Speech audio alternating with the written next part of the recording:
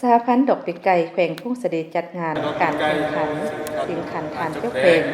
เพื่อเป็นการทำงานต้นหนึ่งในโอกาสเฉลิมฉลองวันเด็กน้อยสากลและวันปลูกต้นไม้แห่งชาติครบรอบ45 ปีคือวันที่1 มิถุนายน 1980 หาวันที่1 มิถุนายน ปี 2025ที่จะมาถึงนี้ให้มีความหมายความสำคัญได้เป็นขบวนการปลดปืนนั้นมาในตอนเช้าของวันที่30 พฤษภาคม 2025นี้ทางสหพันธ์กีฬาดอกปีกไก่แขวงทุ่งเสลีได้จัดงานแข่งขันกีฬาดอกปีกไก่สิงขันของทานเจ้าแขวง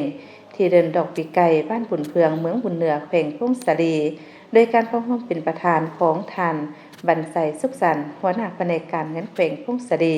ประธานสหพันธ์ดอกปีกไก่แขวงทุ่งเสลีให้เกียรติเข้าร่วมแข่งขันมิทานคำฝอยบรรณสารเจ้าแขวงทุ่งเสลีกรรมการแข่งขันกีฬาตลอดฮอดนักกีฬาที่มาจากแต่ละภาคส่วนเข้าร่วมในพิธีคณะรับผิดชอบจัดการแข่งขันได้เสนอจุดประสงค์และแนะนำอธิบายกติกาการแข่งขันจากนั้นก็เปิดพิธีจับสลากแบ่งทีมพร้อมทั้งดำเนินการแข่งขันอย่างเป็นทางการซึ่งการแข่งขันกีฬาครั้งนี้มีผู้เข้าร่วมแข่งขันทั้งหมด14ทีมกติกาการแข่งขันแม้นจะได้แข่งขันแบบปัดเคียประเภทรางวัลมี3รางวัลที่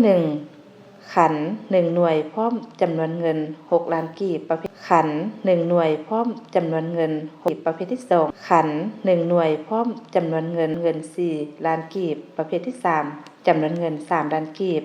ผ่านการแข่งขันประเภทที่1ได้แก่ทีมทานคำพลอยบรรณสารเจ้าแขวงทุ่งเสลีกับทานสมทองเหมาสมภูประเภทที่2แม่นทีมจันเพ็งยินสมบัติกับทานสุวรรณธรสุริใจและประเภทที่3แม่นทีมสิงห์ณวงศ์กับทานแสงคำบรรณสารจากนั้นก็ได้มอบรางวัลแต่ละประเภท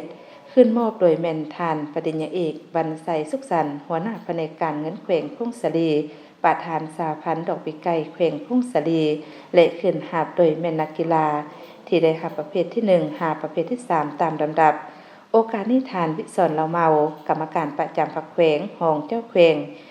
ยังนำเอาเงินจำนวน30ล้านกีบมอบให้เยาวชนเพื่อเป็นกองทุนสร้างนักกีฬาดอกปีกไก่แขวงทุ่งเสลีตื่มอีก